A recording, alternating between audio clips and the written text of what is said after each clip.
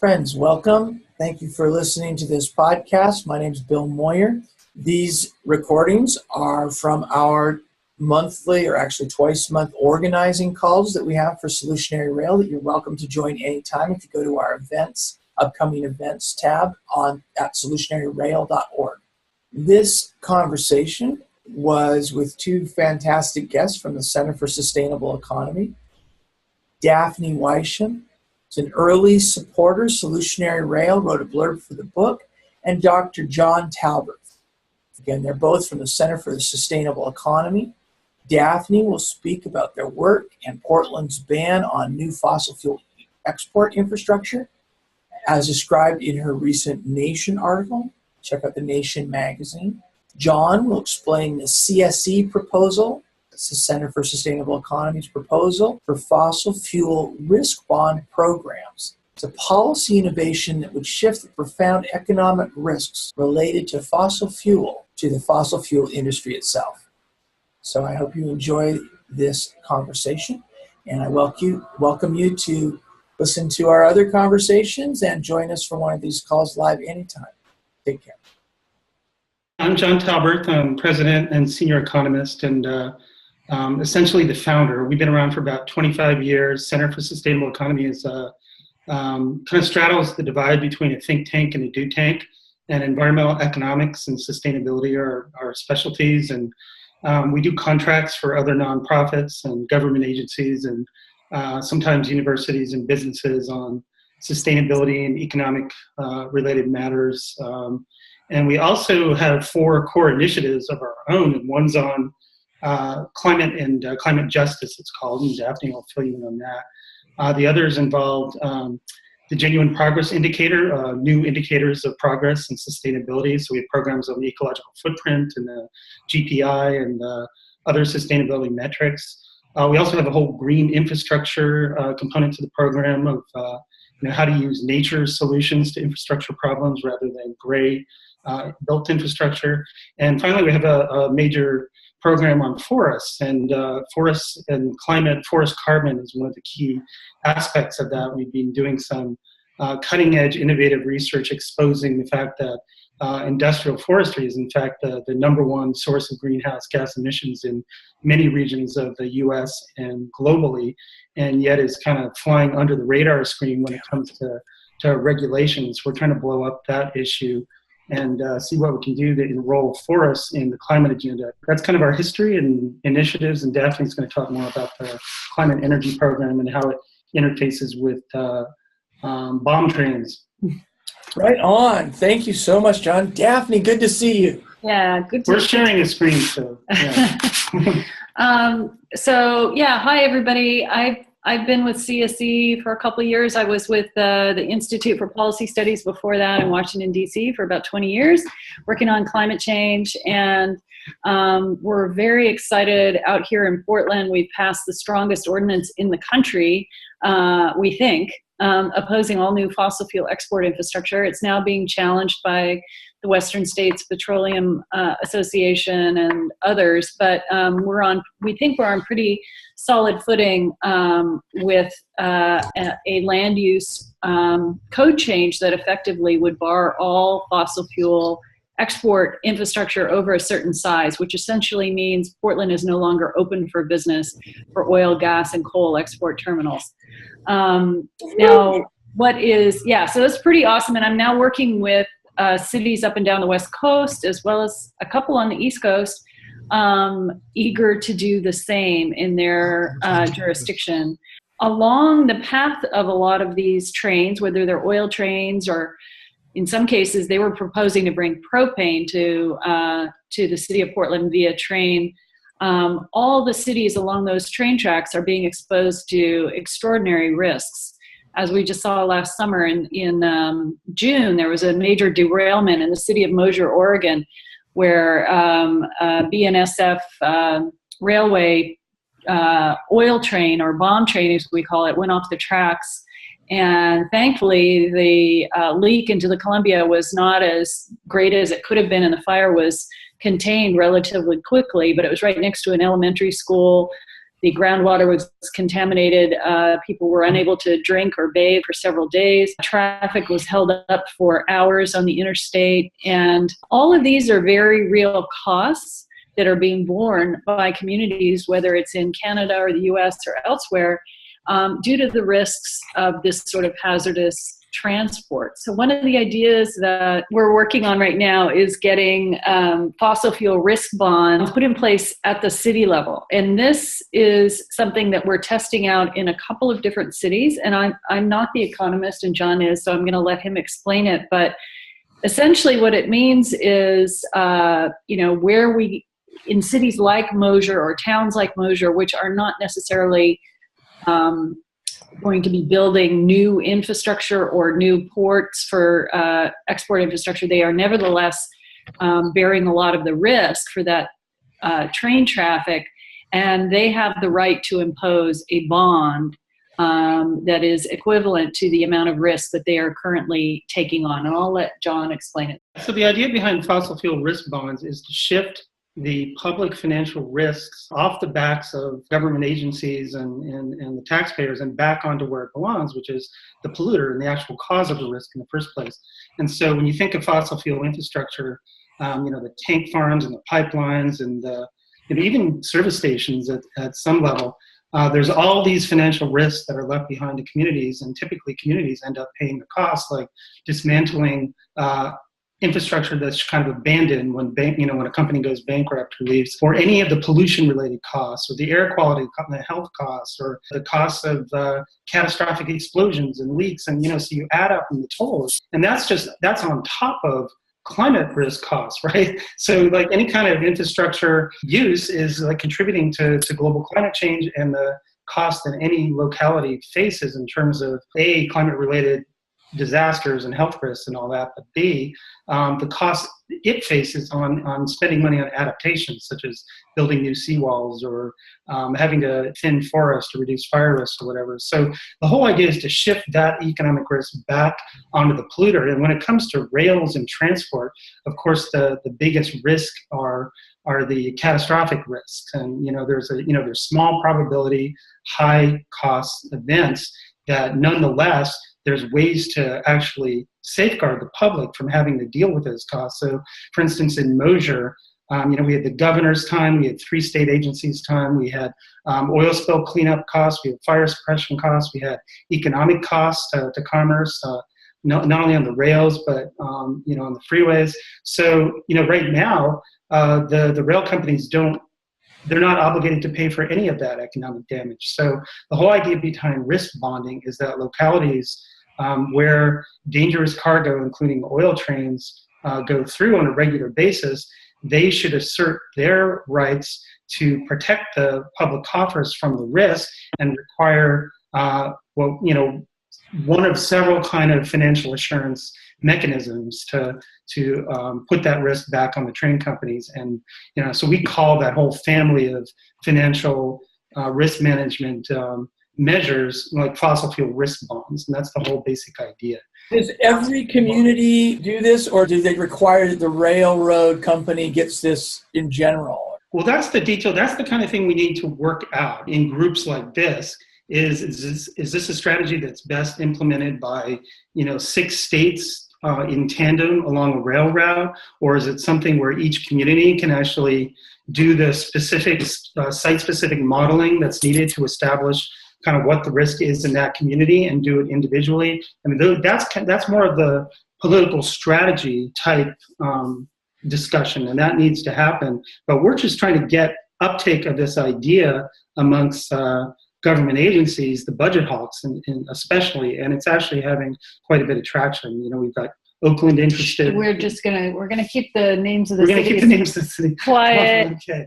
But, yeah, I mean, it makes sense. Let's just right? say that we've got quite a few cities that are interested, and we're eager. Essentially, what we're eager to do is get quite a few cities on board this concept, so that we can learn while we go along, and also share the legal cost and the strategy takes time. A lot of these cities are overburdened already with they're under-resourced and understaffed, and they're intrigued with this. They're afraid of a lawsuit from the oil industry. So we're eager to help them, and we do have a lawyer who's working with us. We've done preliminary legal analysis to show that this is actually possible in several states. And we definitely have a lot of interest. We just need to sort of move forward in partnership with others. Is there an interstate commerce component? I mean, is there a federal problem that you anticipate, or have you already found that doesn't apply in this case? No, it's definitely a risk. Speaking of risk, that's a legal risk. But we're never going to know. Never going to know until we start pushing this concept, right? Yeah. So, because it's not prohibiting, it's not denying the transport, right? It's just safeguarding public financial risk. So there's a gray area there. They would probably argue that it's prohibitive and it does impede the flow of interstate commerce. But that's phase 2. That's actually, testing it out, testing the waters. We need some communities to step forward and actually pass the resolutions to get these programs going first. Wow, that's fascinating. And the other thing that comes to mind around Moyer, and I think it was a Union Pacific train, but it's always struck me that that's a crazy business model, that this kind of level of risk is somehow acceptable. How do we get to this place? That this is an okay thing. We're only going to go under the city of Seattle in a 100-year-old tunnel 7 times a day with the bomb train. Right. Yeah, like after the Moyer incident, I haven't seen it though, but apparently somebody did a quick and dirty analysis of what that same spill, that same explosion would have cost the city of Vancouver, Washington, and it was huge. It was like $8 billion or something like that. So that, if I were a politician, if I were on a city council or a county commissioner or something, I would take and run with this issue. You would look great in front of the voters, right? I mean, it's like, hey, we're protecting you guys from this risk. Just wanted to add on the Interstate Commerce Clause that that is also, sort of the boogeyman on the Portland Ordinance that everybody was worried about. And frankly, it looks like, and again, I'm not an attorney, so I don't want to speak as though I am one, but the team of attorneys that is working with us on fighting back against this challenge under the Land Use Board of Appeals, one of their strongest arguments for why it's within a city's rights to put in place these restrictions is that under the Constitution, locally elected officials have the police powers to protect the health and safety of their residents, and this falls within that purview. So, whether interstate commerce trumps the health and safety of local communities, that they seem to feel that we're on solid ground. But we'll find out that the lawsuit is proceeding right as we speak. So that's our quick 15-minute tour of it. Do we want to take a few questions, or do you guys want to move on? You don't mind? Do you mind taking a few questions? Yeah, Fritz. It's not really a question, but what is intriguing about this to me, that it is the direct, specific connection with Solutionary Rail, is the question of the other examples of situations where the railroads put their real cost, the real cost of their operation, onto the local communities. In this particular case, I'm talking about the diesel exhaust and the results of diesel train operations, as opposed to electric operations through those communities. And so these things could be considered together or separately, or one could be the test for the other, or, various combinations like that. And I would be interested to, talk about that a little more, because particularly for those of us who believe in electric rail as a sustainable way to go forward, one of the things that we have to deal with the fact is that there's an artificial cheapness to fossil fuel operations on the locomotive that's not real because of the way they shift the costs. They shift those every single day costs onto other individuals and other communities. And that's not even just in the case of the catastrophic examples that you're referring to. Well, that's fascinating too. And we're dealing with the economics here. Solutionary Rail is really about shifting the business model that doesn't allow the health costs of the communities, or there's a catastrophic risks part of an acceptable risk, and incentivizing moving the cheap, plain, high value freight. So this is a real interesting push-pull strategy on this front. Yeah, anything you'd like to add, John, around this?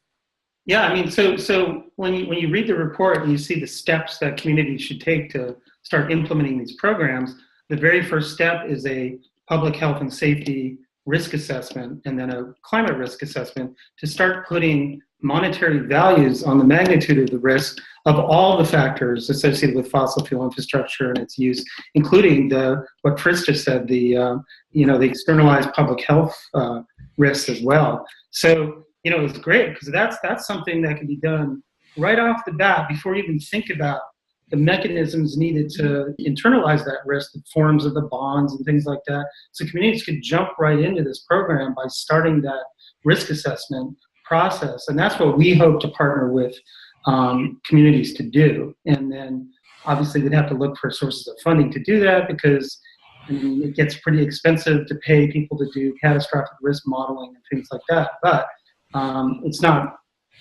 wildly expensive, but it's just, you got to realize it can't be done at zero cost. And if you need if these communities need a serious risk assessment, they're going to have to bring in modelers and some economists. And, so that's kind of one of the stumbling blocks right now. What we're seeing in the Pacific Northwest, and I'm sure you're seeing it in the rest of the country, is that trains carrying oil tend to be prioritized over grain or food, or because they basically make a lot more money and they can prioritize getting them to market. This risk bond approach would essentially be a counterweight to that by saying, okay, maybe you're going to be making more money when you sell this at the end, but you're going to have to pony up an awful lot more to come through our communities because of the risks, and you're starting to put the brakes on what's clearly an out of control system that's pushing all these risks on all of us. So ultimately, we're hoping that communities will also be able to make sure that they're made financially whole in the event of a serious accident and begin to second guess whether or not this even makes sense in the first place to be carrying this hazardous cargo. Well, this is, the idea that the best that we can expect is cleanup kits, is pretty, it's kind of offensive, and then you apply this to tankers going through the Sailor's Sea, and you all are onto something really interesting. So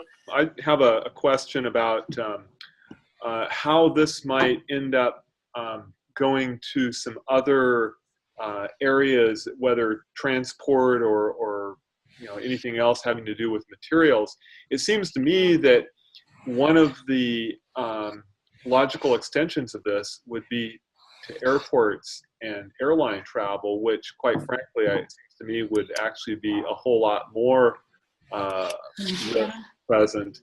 And I'm just kind of curious, if this was applied to transportation of fossil fuel cargoes with trains, then where else might it be extended, and where could that go? I mean, it does have the benefit, I think, of getting some of those explicit costs of fossil fuel use out there in the open, and they're they become a part of the economic equation. But it's also something that which obviously that's going to help us in moving away. But there would certainly be maybe some dislocations in getting us there. So I'm kind of curious about whether you've thought how far this could extend if this concept applies kind of throughout the economy, throughout various transport sectors.